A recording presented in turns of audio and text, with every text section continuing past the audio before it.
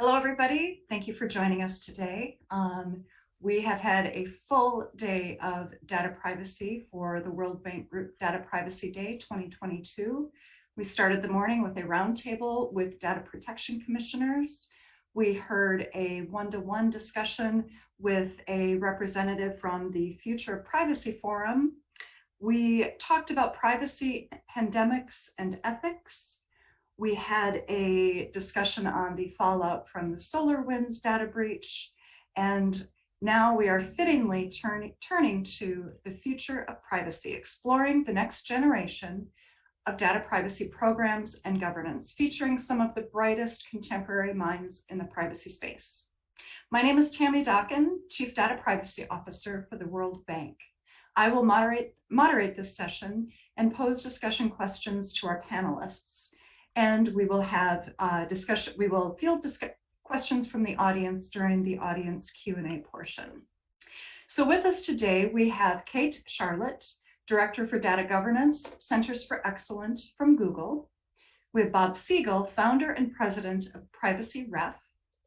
We have Nicole Turner-Lee, Senior Fellow of Governance Studies and Director at the Center for Technology Innovation, Brookings Institute, President, the Center for Information Policy Leadership. To deliver closing remarks, we have Meg Kinnear, the Vice President and Senior Secretary General for the International Center for Settlement of Investment Disputes, otherwise known as ICSID, and part of the World Bank Group. We're very honored to have Trevor Hughes, President and CEO of the International Association of Privacy Professionals, or IAPP, to open our session today. The IAPP is a not-for-profit association whose mission is to define, promote, and improve privacy profession globally. Provides a forum for privacy professionals like us to share best practices, track trends, advance privacy management issues, standardize designations for privacy professionals, and provide education and guidance on opportunities in the field of information privacy. Trevor, we're thrilled to have you here with us. The floor is yours. Thank you so much, Tammy, and hello, everyone, and happy Data Privacy Day. This is the day that privacy professionals around the world get to talk about what we do to people who don't necessarily understand what we do all the time. And so it's a very special day for us. And what an auspicious moment for us to be gathering at yet another Data Privacy Day, because the world of privacy and data protection around the world is simply exploding. It seems like every day we open the papers, we watch the news, and the world is getting more and more complex, more risk-filled when it comes to privacy. It is without question that we have seen tremendous growth in the field of privacy and data protection in the past few years. All of us probably are aware, certainly are aware of the GDPR, the General Data Protection Regulation in Europe, now 3.5 years old, coming into an enforcement era, which I think will be notable and striking for many in the field of privacy. But it's not just in Europe that we have seen developments recently. In the past 2 years, we've seen a major law passed in Brazil, a top 10 GDP nation, largest economy in the Latin American region. We have seen a law emerge in China last year, second largest economy in the world, most populous nation in the world, and notably the second largest technology provider in the world. But that's not all. We are expecting a law to emerge in India this year. We are expecting laws to emerge in places like the United States, possibly in the coming years. And it might be an opportunity for us all to do a bit of a wager to see when we think that might happen amongst our panel members. We also see that there are robust laws in many jurisdictions that we might not always be focusing on. There are over 30 countries on the African continent with robust national data protection laws. There are robust data treaties like the Malabo Convention that guide data protection in Africa.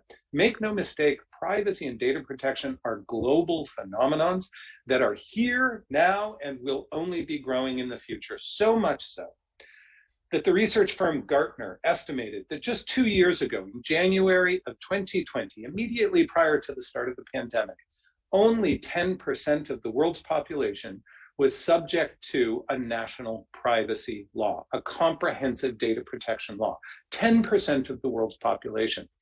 Gartner also estimates, though, that in just 2 years from now, so December of 2023, 75% of the world's population will be subject to a national privacy law. So in just the course of 4 short years, we will have seen 65% of the world's population coming under their first national privacy law. For all of us on this call, for all of us who work in the digital economy, which is so many of us today, that means that our jobs are more and more complex, that the risks associated with getting things wrong in the digital economy are all the more higher, but also the opportunities to engender trust, to create relationships that are safe and secure, that help people feel confident when they engage with the vast power of technological innovation.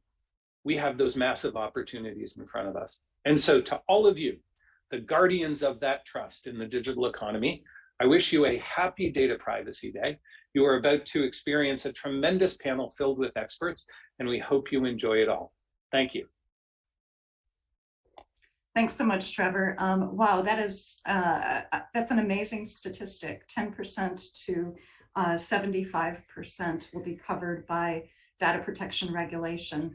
And of course, that goes hand in hand with developments in technology and all kinds of other areas of use of data during the pandemic. And it's just a really exciting space and a really interesting time to be what I call a self-proclaimed privacy geek. So thank you so much for being here with us to open the session. We'll start now with opening statements from our panelists. Kate, would you like to start us off? Sure, thanks Tammy, and thanks Trevor. I feel very pumped up about Data Privacy Day, even as we're coming into a Friday afternoon. Thank you so much for inviting me to recognize the day. It's really great to be with the panel and the audience out on the live stream. The title of this panel is The Future of Privacy.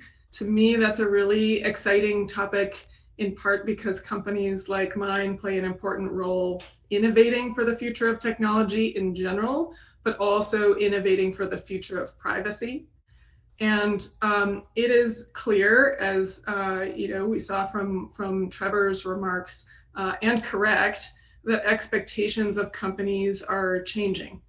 People want better product experiences, they want better security, they want better privacy protections, and they expect all of that to be easy and to fit into their lives. And it's our job to meet and exceed those expectations, to treat data responsibly, to protect privacy with strict protocols. Data plays an important role in making Google's products and services functional and helpful. It also plays an important role in economies around the world, in societies trying to tackle big challenges, whether that's climate change or cybersecurity or global health. And so I think the big question for all of us as we're looking to the future is, how can technology unlock the value of information, of data, in a way that serves societal needs and protects privacy at the strongest level? And part of this, for me, is investing in cutting-edge pro-privacy technologies and engineering techniques, which I hope we'll get a chance to talk more about later. But generally, this involves using approaches in areas like machine learning, on-device processing, cryptographic technology, or using aggregation and anonymization techniques that enable us to get insights without needing the personally identifying data. I think another part is finding more ways to share data responsibly. So the question of what open source data can be provided to deal with challenges like COVID, which I know we talked about earlier today, to help governments, health officials, researchers, nonprofits to understand the changing conditions around the pandemic. We contributed different ways to this, as did many other companies and many other nonprofits, providing a public repository of open source data like epidemiology and health data sets. I think as we work to continue to manage the pandemic, to fight against climate change or other global issues, we're really committed to creating products that rise to the challenges of the time without compromising on privacy and security for our users.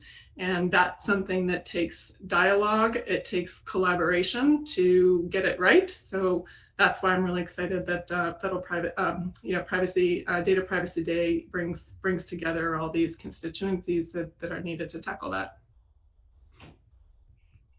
Great, thank you, Kate. We'll come back to a few of the concepts that you mentioned in our discussion. Bob, let me turn next to you. Thanks, Tam. Thanks, Tam. And thank you for you and your team inviting me to join this session. I mean, Data Privacy Day is something my team and I always look forward to. And when you hear the statistics that Trevor was talking about and the information Kate was providing, the added dimension that we're seeing as being more operational privacy people is that more B2B relationships are requiring processors to be compliant with privacy laws around the world. And for mid-sized companies in particular, this is pretty confusing and pretty daunting. I had dinner last night, for example, with a project manager from a large elevator manufacturer company. She started talking about GDPR and what the requirements were when they find information about somebody who lives in Canada, but the information came from Mexico and they're going to be solicited from Italy. And I'll grant her that she was a couple of drinks into dinner and maybe forgot some things, but there was a clear misunderstanding about what the objective of privacy laws are and what the restrictions can be. So as things filter down, particularly to mid-sized companies, it's being caused by this increased vigilance by the supervisory authorities, by the regulators. And that's going to further expand opportunities for people in privacy. It's going to expand the protection of personal information around the world. And we think that's only going to increase in the short term. So there are some things we expect to happen in the future, which I'm sure we'll talk about a little bit later. But we're excited to participate here and excited about the possibilities for data protection moving forward. Great, thank you, Bob. Nicole, over to you. Well, thanks for having me, Tammy, as well as Trevor. Always exciting. Happy Privacy Day, Data Privacy Day for everybody who's attending this call. I think what we're hearing, and I'm glad my colleagues sort of set the stage for this, is that technology has essentially transformed the way we live, learn, earn. Everything that we do right now, particularly in these last few years of COVID, is really demonstrating how important it is to be connected. And just a shameless plug, I actually have a book coming out this summer on the US digital divide that I will plug here that actually speaks to the importance of what we need to do to safeguard consumer experiences. And I would say on the issue of data privacy, and sort of Trevor insinuated this, one of the things that we have to start talking about is equity. And in the work that we do at Brookings at the Center for Technology Innovation, my colleague Cam Carey, who many people know, who has been working on these issues for years, we've tried to actually think about what are the implications for a variety of populations that may not know how their data is being used. And so part of what I'd like to just say in this last couple of seconds is, this conversation on data fiduciaries really is important. And it's important from the standpoint of whatever privacy regime that we have. In the work that I do, we have to make sure that they have some adherence to civil and human rights, frameworks that allow us to avert what could potentially be differential treatment, as well as disparate impact to the collection and use of that data. It's not to say that the data that's being collected in the ecosystem is not productive. It's already been mentioned by Kate that there are positive reasons when it comes to climate change. But what happens, particularly in sophisticated machine learning algorithms, when that data is used to deny someone of an opportunity like a loan or eligibility for housing or employment? What happens when that data doesn't have the same duty of care that comes with other civil rights and human rights protections that we have in the US and globally? So I would just like to put that out as something that I love to keep talking about. It's really important for us, if we're going to actually move forward with an effective privacy regime, that we think about transparency and disclosure, civil rights frameworks that actually allow us to do a check and balance on the extent to which that data can be harmful to consumers. And most importantly, that we think about those guardrails that need to be put in place that ensure that whatever we're collecting, it's audible in ways that we can go back and see where that infraction may have occurred. And so at Brookings, I work on a whole lot of stuff like the digital divide, but I also work on our portfolio of artificial intelligence, particularly how we identify and mitigate bias. And that is one of the things I tell people. We can't talk about algorithmic bias until we talk about actually coming up with strong data privacy protections that allow us to sort of reel in where some of those blind spots may be in this space. So excited to be on the panel, excited to talk about privacy all day, all night. And thank you for the opportunity. Thank you, Nicole. Appreciate your enthusiasm, and it's infectious from all the panelists. So let's start the dialogue. Kate, let me start with you. You mentioned a word, cryptographic technology. I'd like you to talk about that and other ways in which technology can continue to accelerate, make our lives better, safer, what have you, but without losing or without the ability for individuals to trust that the technology is going to respect and use our personal data in a way like Nicole just described, without discriminating or creating biases. So how at Google, or how do you see this playing out going into the future? Sure. So we often talk about privacy by design. Many in the community talk about privacy design by design for protecting consumers and maintaining trust. It's a core pillar of how we think about our products and building privacy into those.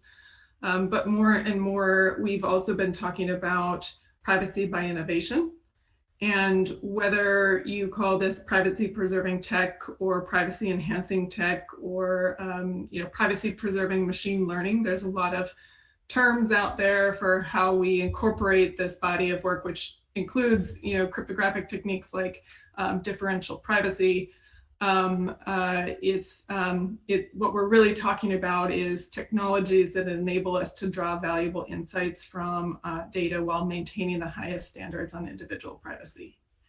And as we've already said, it has the potential to greatly benefit society, both from a private sector and a public sector perspective, to unlock the power of information in a protective way. So when I'm talking about a few of these examples, one is federated learning and federated analytics, which are new approaches to machine learning that allow you to conduct processing on mobile devices without centralized training data, which means you can get insights that improve product functionality and features, but without personally identifying data. You can make that available to others as well. We built one of the world's largest open source libraries of differential privacy algorithms. So whether it's a cancer researcher or a census analyst within the research community or the public sector, they also have access to the technologies to apply privacy preserving technology to their works. But the stakeholders represented in this room can all help, and that includes looking at some of the trade-offs that civil society should help us clearly understand and grapple with the trade-offs, and making sure, as we're thinking about communities and community privacy, bias and other things, that those issues that we're grappling with those in the context of how we're thinking about implementing these kinds of tools. Governments and others should be working to understand these technologies and incentivize their use through regulation, supporting R&D, facilitating those conversations with civil society, and sharing information about appropriate use cases. So again, all coming back to the community here and the range of stakeholders that can be part of this conversation of driving not just privacy by design, but privacy by innovation. Nice. I like that term, privacy by innovation. That's a great complement to privacy by design or privacy by default as well. Along those lines, there's a movement called Share the Mic in Cyber. And I know that Google has been part of this movement. And the idea is to elevate voices and expertise of underrepresented practitioners in industries like the cyber industry. How does building a more diverse team contribute to Google's goals in the privacy space? I love this question because how technology impacts our society and our economy and our planet is the question of our time. And we can't have a meaningful conversation about those topics if we don't have diverse voices that are contributing to it. We will never have a full picture of how to advance privacy goals if we don't account for the privacy concerns of a wide range of people. So in addition to making better and more effective teams just in general, right? It helps us wrestle with questions like how data protection regulation can best be designed to protect vulnerable individuals and communities. And for me, there's an internal element of this as a people manager, which is growing diverse global team. I'm really lucky to have a diverse leadership team above me that supports and pushes me to go further in this. And there's an external aspect of this, which is supporting a flourishing community of Black, Latinx, LGBTQ+, and other underrepresented groups. Trevor's doing this at IAPP.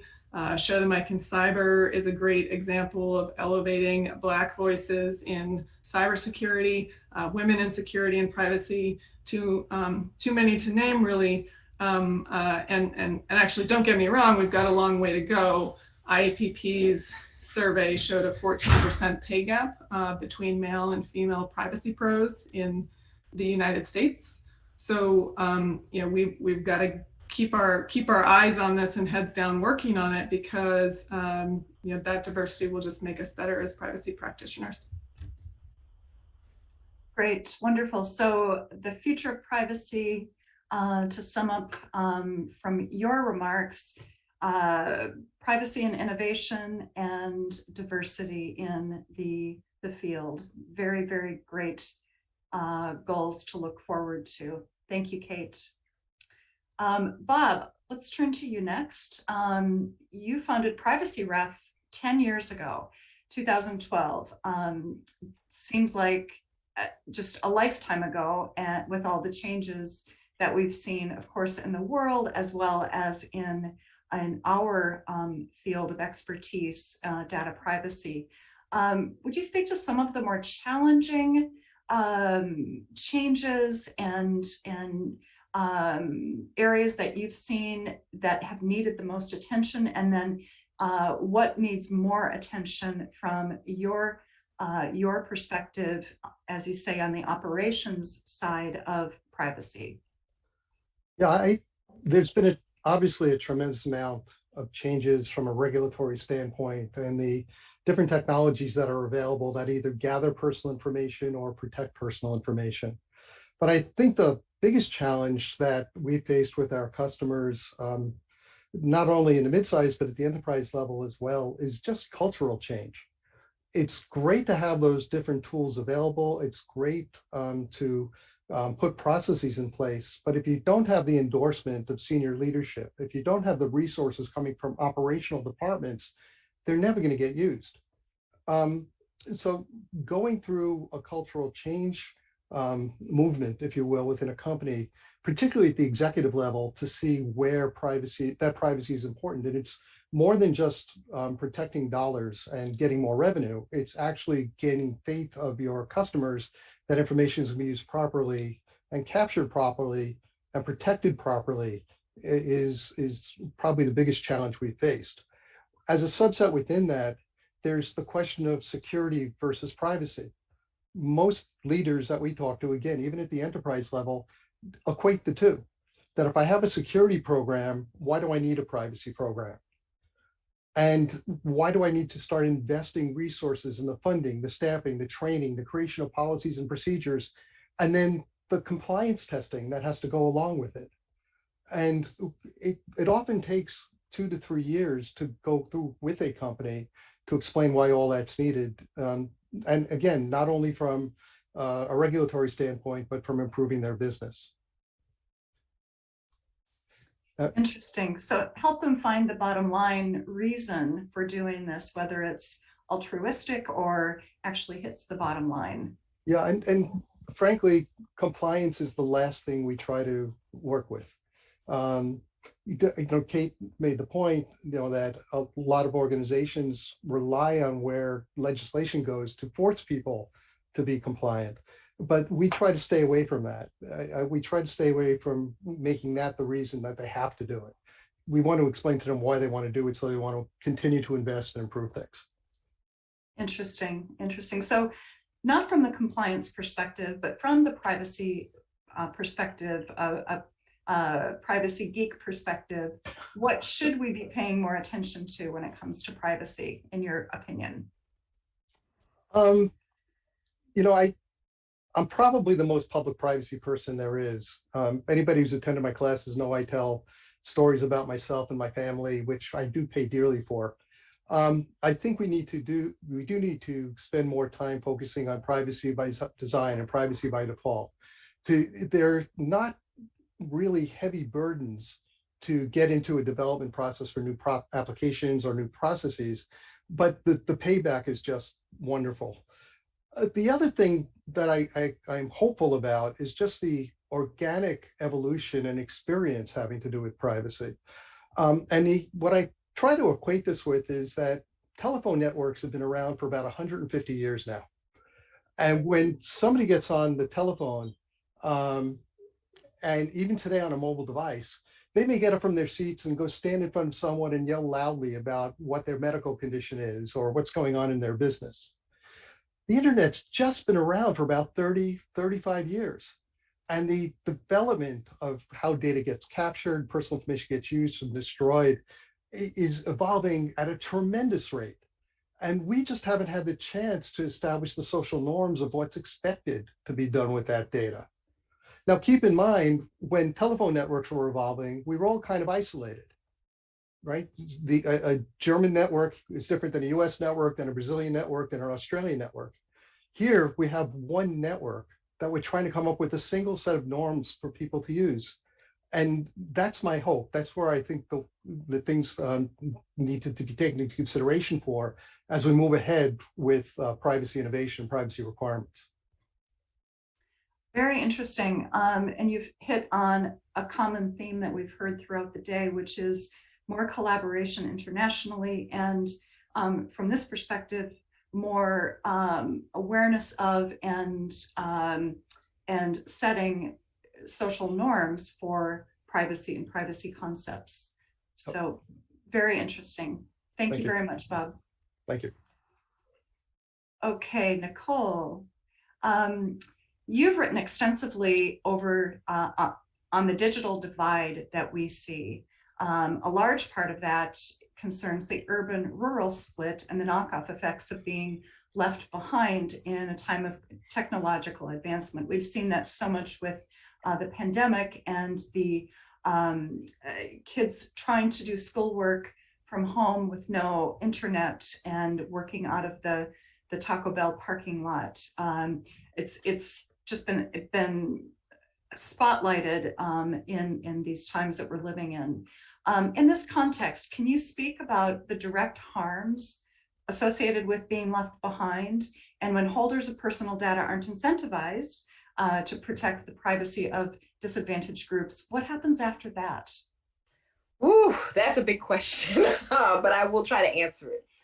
First and foremost, I mean, we have to acknowledge a couple of things about the digital divide. I just wrote an op-ed that is in The Hill not too long ago, where I think we really don't have a good sense of what we mean when we say the digital divide. I've been doing this for 3 decades, and part of what we mean by it is that we have millions of people before the pandemic that had very little or non-existent access to high-speed broadband services.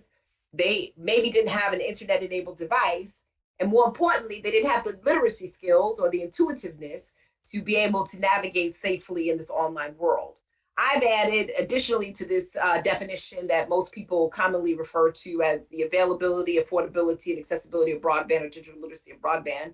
The fact that we live in an economy now that it's not just about, bits and bytes, it's not binary, but you actually need broadband access to participate in other applications. And you need other collateral, like a credit card to get a ride sharing service. Or you need some type of ID that connects or links to or authenticates some other form of identification, or you need a vaccine passport, right? That was talked about at the conference to show that you have proof of vaccination and immunity. The challenge with that is that we have all of these data flows that actually happen on individual people in a variety of directions. I sort of think of it as a multi-directional flow. And it's not just the data flows that are direct attributes or features of individuals. We now have what's called inferential data attributes and features. So I always give people a common example that folks may know just from my purchasing patterns, and I like black dresses, but then they may come to find out because I buy stuff for my kids and I may have children, or I may live in a certain zip code, or I may have certain preferences at what time I actually surf the web. Things like that matter because it makes it much harder for us to have a privacy regime that is able to look at the starts and stops of what we're trying to protect, which is why I think the comments made by Bob and Kate so far in terms of building in privacy and how we innovate products are so important.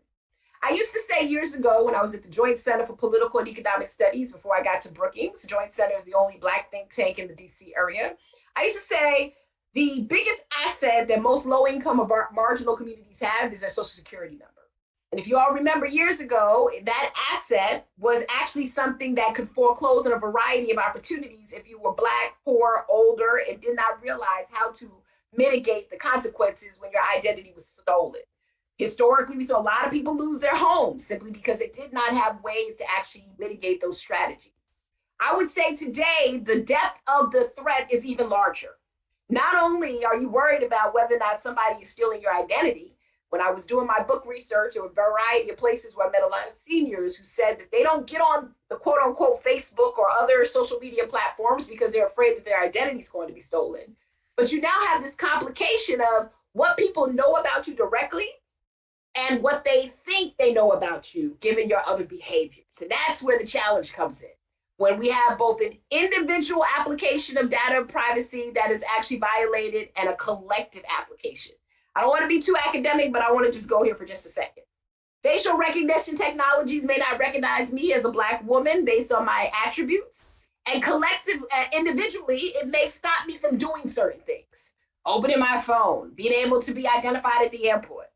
But when it's applied collectively, where we know that facial recognition disproportionately impacts people of color in the criminal justice system, or it's one of those levers that's used to surveil to communities that have already been profiled and heavily surveilled for consequences that may result in further systemic discrimination, that's a problem.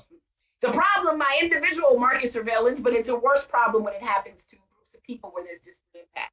So I would say, based on the conversation so far, that is why it's so important to have privacy regimes that understand the duty of care when it comes to civil rights. I think earlier on when I was in these conversations, we weren't talking about the more complicated scenarios where the internet is less static, which is why the digital divide matters. I would also say, and I say this in a lot of my research, even when people are not online, their data is being collected. Even when they're not online, their data is being collected because that means that certain services are not coming to their communities because we know very little about them. So I just wanted to put that out there because I think the challenge is, and I think Bob and Kate might agree, and Meg, we have the same consequences that we had 20, 30 years ago. It's just creating more sophistication and a greater precision of discrimination when we think about the available data that is now there for people who, one, have limited access to technology, but because of that limited access, they also have limited training and intuitiveness about how the ecosystem really works. A lot of people, again, just don't understand the internet and they've parsed it into products and services, not recognizing that everything that we're using is part of the digital ecosystem. So I'll stop there, but I think it's highly correlated with, I think, what we're actually trying to battle right now with the digital divide. Interesting. Again, coming back to awareness and then looking for ways to highlight these impacts that might be blind to many. So I really like your solutions-oriented approach. And when we're talking about building inclusive privacy programs or inclusive technology, what's the top thing that we could or should keep in mind? As one who's building a privacy program at the World Bank, just asking for a friend. You're right, exactly. I need a friend too, so I think a few of us can use some friends. I think it's important, and we actually have written about this at Brookings, that it's important that we understand first and foremost that we do need some level of privacy protections. I mean, the GDPR came out first. We've learned some lessons from them.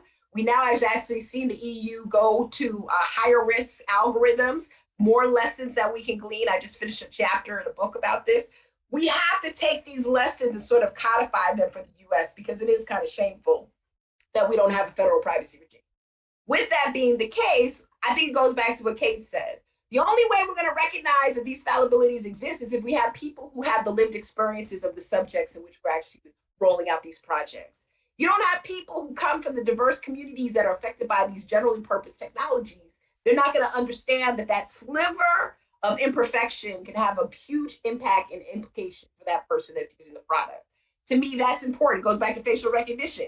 There weren't a lot of people that look like me developing that product. And as a result of that, you can't find me if the lighting is not correct. And oftentimes I get misidentified as a Black man. I don't get seen when I change my hair. We need that diversity in design, the same way we're talking about privacy in design. I also think it's important, I would just say this for more inclusive technology, is that you need to create more seats at the table, but also formal feedback loops. I've been writing about this idea that oftentimes as sociologists, when I show up in technology conversations, I'm the only person at the party. I'm the only friend. And we need to figure out ways that we create interdisciplinary, industry, cross-industry conversations and partnerships, so that we're able to have some semblance of feedback, not only between ourselves, but perhaps from our consumers. Oftentimes we don't bring that input in, particularly in privacy regimes, and we assume that we're protecting the right things, but we may not. And I think that's important. One of the reasons I'm sitting here today, to tell you the truth, 2009, when I was at the Joint Center, I realized that most of the people who were our constituents couldn't read the privacy policies.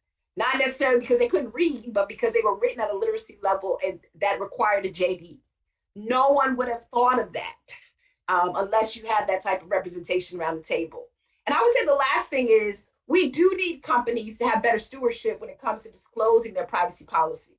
Right now, that disclosure and transparency is like they're the buzzwords in DC, but really unpacking what that means is really important. As I love the way Bob put it, like we're just on the go all the time, right? Back in the days, we were like, do people read their mobile privacy policies? Do they pay attention to their product privacy policies? One thing that we did pay attention to in GDPR are cookies, how we actually create very easy to navigate, seamless and inclusive policies when it comes to being very culturally efficacious will be helpful to us going forward. So we write about all this stuff. I can go on and on and on the civil rights side, but I enjoy these conversations because I think it's so funny. It's like we kind of went away from this and now we're back. And so it's a matter of trying to recenter this as the innovation continues to expand. Thank you. Fantastic answer. So before we turn to the many audience questions, I have just a question I want to open up to the whole group. And this comes back to trust. And part of the reason good governance and inclusive privacy programs are so important is trust, and specifically the trust of individuals in our organizations and the trust that these organizations will use personal data responsibly. That trust has been shaken over the last years through data breaches, aggressive advertising, invasive personal data usage. How can organizations go about recapturing or building and maintaining that trust? Anybody want to weigh in on that meaty question? I'm going to steal from Nicole. I think it comes down to transparency, right? If you look at when breaches happen, companies that handle it well and are transparent about what's going on and how to remedy that, their stock price goes up. Their customers don't go away. I've had one data protection officer from a company sit on a corner right after the Target breach happened. And on the other side of the street was Walmart. And right after the breach happened, all the traffic went into Walmart. And it took 6 months before things to come back. But if you're transparent, then you're creating a privacy notice that is understandable by people. I think California's law that basically says that the notice has to be understandable by your data subjects is wonderful. But I think that's the big answer right there, is that transparency as a start. Yeah, we heard that in an earlier panel on when you have a data breach, and transparency and being open can really make a difference as well. So that showed trust being rebuilt. Kate or Nicole, how do you do this? Sure. I'll jump in here, and I completely agree about transparency. I also think that we should be thinking about accountability. I think we should be thinking about ensuring that people are in control of how their data is used. And some of that tracks back to transparency, right? To make sure they're in control in a way that they fully understand what is happening. I think there's a lot of ways to think about this as you're designing products to be private by design. And that includes things like keeping data only as long as it's helpful. For example, we have auto deletion control for after 3 months. It's things like building easy to use privacy and security settings. And when you're doing that, it's thinking about the different audiences. Like we explain privacy to kids differently than we do to adults, because you have to think through and be respectful of the different developmental stages, ability for kids to understand these issues and have a healthy connection with the online ecosystem. You need to draw clear lines of what's in and what's out. For example, we never use sensitive information to personalize ads like health, race, religion, sexual orientation. And also, I think this goes back to some of what Nicole was saying about like playing, doing whatever we can to make protections automatic and scalable so they're easy to use, they fit into your day-to-day life. The default is the secure and the setting like defaulting to multi-factor authentication, or just automatically protecting you from malware on the web. Ways to reach out and protect folks without them having to have a, be the privacy geek or have that PhD in privacy. Yeah, and I would just add too, and I love everything that has been said already, honestly. I think we have to do a better job too of getting consumers into this game, right? Because consumers tend to think, I think I read a study a couple of years ago that basically said, yeah, consumers care about privacy, but only when something goes wrong. Right? And not necessarily on the other days when things are right, when you're basically engaged with a product or service.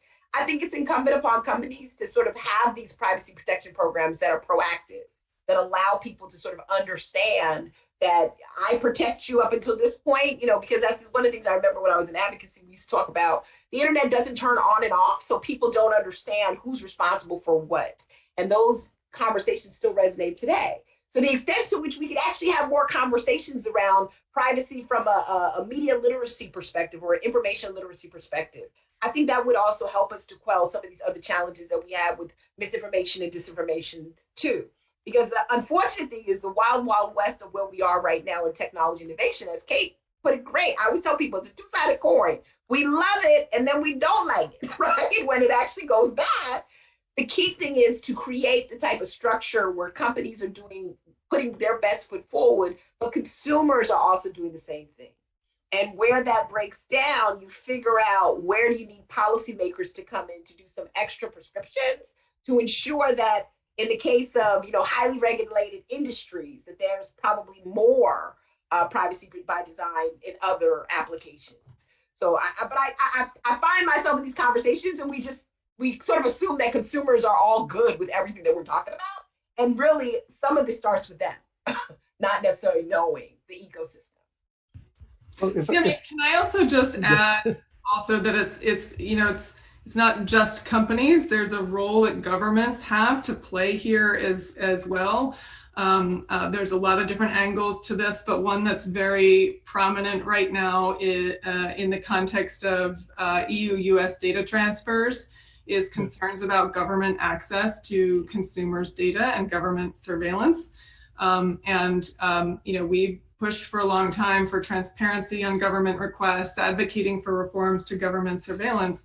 But there's a lot of work to be done, and it's going to take countries from around the world to get a more stable approach to data transfers, a more harmonized approach to government access to data, and set a common understanding of what is appropriate here, because a lot of these questions do rely and look at government policies as well. And the OECD is an example of, they're doing great work on this question to bring governments together to think about what that harmonized approach to government access to data looks like. Yeah, I agree with that. Unfortunately, legislation can't keep up with technology changes. And even if we started to move quickly to consensus on international data transfers, for example, I'd suggest we're 3 to 4 to 5 years out before we could see something concretely implemented. But I want to just jump on something else Nicole said in the last question, but kind of brought back here, is that getting consumers involved with not only the functionality that products are going to have, but also how their data is going to be used as a result of that product through surveys, through focus groups, and diverse groups in presenting that information or participating in that part of the design is something that some companies are doing, but most aren't. But the use of personal information is part of that functionality, and getting a voice involved early on is going to help prevent issues later on down the line. Yeah. If I could jump in there, Tammy, just on something I've been working on at Brookings. I love that idea, right? So one of the things I've been trying to do is operationalize what do we mean by trustworthiness, right? And how do we think about responsible AI in particular? One of the things that I think is transferable to the data privacy area is something I've been looking at, which is sort of this better housekeeping seal, Energy Star rating, something that allows people to know that the products that they're interacting with, because Bob, what you said, I think is critical to this conversation. We need people to start thinking about the reputational risk that actually comes when you have infractions on your privacy. And for companies in particular, we're now at a stage where consumers are so much connected to this online universe. That's why the digital divide is such an important issue, that there should be some markers. So I just finished this chapter. It's a far out proposal, but it's basically looking at the Energy Star rating program, sort of this labeling program that allows people to know that the best of the best went into the design, the trustworthiness of appliances is really how it's actually applied to the EPA. But it's a collaboration, to your point, of industry and consumers and other standards to allow people to know when I go buy this appliance and it has that big yellow sticker, there's been some due diligence placed on that. They're going to actually be the people who put my money in the vault when I actually give it to the teller versus something else. And I think we need to do more of that. I mean, the FCC just came out with broadband labels that allows some transparency in terms of their products. And I think we're going to actually move more towards that. The question becomes, and I love the way you put it, Bob, earlier, the extent to which companies want to get that good job pat or push the envelope because it may not be easily identifiable that they're doing stuff with your personal data that they shouldn't be, right? So I think that's the key factor. Where do you want to play in the ecosystem as an industry partner? I love that idea. I think that's worth talking about, Nicole. Keep me in mind if you start to work on that. Yeah, no, look, it's coming out in the book chapter. It was a wild idea I started talking about 2 years ago, so I decided to put paper to it. But it goes back to these conversations that I think all of us have been having. How do you get past the normative conversation that we need these things, and what approaches should we be undertaking to operationalize where we're going, in addition to what Kate has talked about already, Bob has talked about, but there's got to be other things that create the bond between the consumer and the product in this space. And when we're talking about trust, you're talking about a mark of trust, visible, tangible, and maybe it's you recertify every year. And if you lose it, then you lose your stamp of approval. We could talk forever. I've got many more questions, but I want to get to at least one question from our audience. And I think it's a really good one when we're talking about the future, and we're talking about the future of privacy. This question is from Christy. Christy, thank you. Where do you see the youth population contributing to the future of privacy? Where do our kids factor into this? How do we pull them in and let them? They're going to do better than we are. What do you see? Tough question, but for me it's easy. My youngest son is a fellow of information privacy, so he will make his mark. He's giving classes for teaching privacy professionals. Frankly, I'm more concerned about my grandchildren, right? How they come over to my home, and I have a smart home, and they start making requests through the smart speaker for various things, and I haven't given consent for them to do that. I can't give them consent. But how do their parents view it, right? And how do we influence the legislation, the laws to deal with that kind of thing? But when the children, my grandchildren, they're used to growing up with a lack of privacy. And that's where I think the evolution I talked about earlier is going to come in. What the normal norms are for things that are coming in place. And my son that I mentioned before just texted me. He said his son doesn't talk to strangers, and that includes Alexa. So that's a good lesson for him to learn. I love that. I would add to this, and I think this is such a great question, because I think on children's privacy issues, which we know have its own regulatory streams, this has become one of those areas where the innovation in many respects has actually impacted and challenged some of those privacy norms that we've had in place. And that's why I think it becomes really hard for us to think about how we manage it. And that's why I think we need to really inverse the question. What should our children, it should not be what our children should be teaching us, but what we need to be teaching our children. And I think somehow we've gotten this kind of mixed up, where we've allowed the innovation, I think someone said it earlier, to sort of drive the use of it. Whereas we have to really reevaluate what that model looks like. My daughter is, those of us with kids always have these stories, but like I remember when some of the conversation around Instagram came out in terms of body shaming. I have a teenage daughter, she's on Instagram. And I asked her, I was like, does this happen to you? And as a parent, it was very shocking to say, yeah, mom, this does happen. And I think that's part of what has happened in the innovation sector, that we've allowed this to get away from us now. And to Bob's point, it's going to take the generation after we probably can make those corrections. With that being the case, I do think that we need to really explore how this digital ecosystem is evolving and growing. And we need to address, as we're addressing issues related to misinformation, disinformation, democracy, the impact on our youth. Because it is very hard, and I'll say this with some level of wanting to say this to somebody. I've been able to say this on any technology panel. But when you think about, for example, the likelihood that you will open a platform and see something about a suicide of a young person, that's disturbing. So we have to get this under control, because we've never been in a society where we've seen this type of information flow, and we don't know why that is happening to young people. So I think we have to really, as the leaders, take helm of this. And going back to this conversation we've had, figure out ways to make this much more productive for our young people going forward. Yeah, I agree with everything that's been said. I think the only thing I'd add to that is really investing in and thinking about digital literacy and digital well-being for kids, and investing in that in a very dedicated, way. How do we make kids safer, more confident explorers of the internet? Like, what are the fundamentals of online safety? How do you spot scams? How do you tackle cyberbullying? How do they manage their privacy? How do they talk to a trusted adult if they come across something confusing or tricky? It's about communicating to them in terms that they understand as well, recognizing in our conversations with child safety experts that there's different kind of developmental pathways and age appropriateness and at different ages. And then not forgetting about parents too, because parents have to guide their children along this pathway too, and need to be prepared and empowered to help. Yeah, part of me, Tammy, on that, we all have to hug Kate on that digital well-being. Indeed. Oh, Bob, you're on Yeah, mute. sorry. Kate, wouldn't you agree that one of the challenges in educating the next generation is that the current generation doesn't understand the risks that they're at? Yes.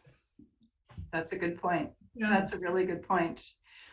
Well, as always, we could continue this conversation for days and days, and I'm really grateful for the audience questions. I'm sorry we can't get to all of them, but we are coming to the top of the hour.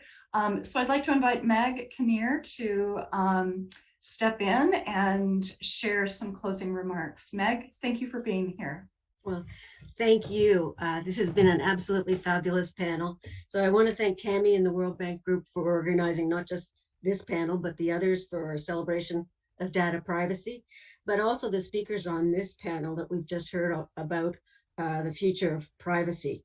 To me, it was amazing diversity of the issues that you are grappling with. And I think it's fair to say that many of us had and maybe have a little awareness of all the privacy ramifications when we use our everyday technology. And I think certainly we're all getting better now, or at least we're all a bit more alert to the issues after 2 years of relying on technology for our daily work, for our daily shopping, and even educate our children. But there's still a lot more, and we're just starting to grasp the surface of all the policy issues, the potential, but also the dangers behind this brave new world. So I think today's discussion rightly reminds us there's been huge progress, but there are still constantly evolving new challenges, and trying to stay one step ahead of them is probably the most difficult challenge of all. I thought Kate's point about trying to maximize information sharing without compromising legitimate privacy, but also legitimate security expectations was a really interesting one. And then to make the connection that, in fact, sometimes the new technology can actually help us strike this balance, I thought was very apt and a very thoughtful comment. I also thought that Bob's comments about how individual businesses are dealing with this and how his clients are dealing with this, and how cultural change from leadership is really important to lead this, and lead was the word, to have voluntary compliance as opposed to forcing people, you must do this, was actually also very, very useful. It reminded me of what our organization, ICSID, is doing and facing right now. We do very large investment arbitrations, and we have had to pivot to doing everything remotely through our technology. So obviously we've benefited hugely from these new technologies, but we have also had to face new issues that we never even thought of before. We have a lot of sensitive information from outside people, and we need to protect it somehow, and we need to stay ahead of that. So I thought it was interesting to hear Bob and recounting how some of his clients are thinking, what are the ramifications of all of this, and how we really need to make a careful assessment of our technology tools and our cybersecurity protocols. Finally, I thought also it was inspiring to hear Dr. Turner-Lee's thoughts on narrowing the digital divide, and obviously very important digitally, domestically, but also internationally, and how we really need to increase equity by having inclusive privacy programs. I think certainly at the World Bank, we hear a lot of things about, leapfrogging the technical divide and the contribution that technology can make to lessening poverty and isolation and enhancing shared prosperity, which is our mantra in many ways. But what's clear is that technology can't do that all by itself, and in particular, how important transparency is for all of this. Finally, I think I have to admit that the thing that perhaps resonated the most with me, sadly, was how important it is for our consumers to understand this, for all of us to understand, because I think you really hit the nail on the head when you said a lot of us don't even understand the risks that we sometimes take. And a lot of us simply accept a lack of privacy as the cost of using these new technologies, or because we feel it's just too complicated wend our way through all of it. So I have certainly learned a lot and really enjoyed this panel. And I'm very grateful that all of you are doing all of this thinking and all of this working, because certainly digital literacy is not just for kids. And I'm looking forward to hearing next year's panel and seeing how far we are getting along this road. So I thank you very, very much. And I wish all of you a happy Data Privacy Day. Thank you. Thank you so much, Meg. Really, really grateful for your comments and very thoughtful reflection of the hour. With regard to the divide that we're seeing and the implicit bias that is found in some technology, I just want to note that those of us who are joining this from the bank, starting right now is a conversation with the filmmaker of the documentary Coded Bias. It's a film that is available on Netflix, and it explores how artificial intelligence and algorithms are actually causing more harm than we realize. So for those of you not at the World Bank, I encourage you to watch it. For those of you who are at the World Bank, please hop on the Microsoft Teams link that's available, and I will see you all there. Thank you to our wonderful panel. Really appreciate you being here. What a fantastic discussion. Thank you to Trevor for opening. Thank you to Meg for closing. And I look forward to interacting with you again, hopefully real soon. So thank you, everybody. Happy Data Privacy Day.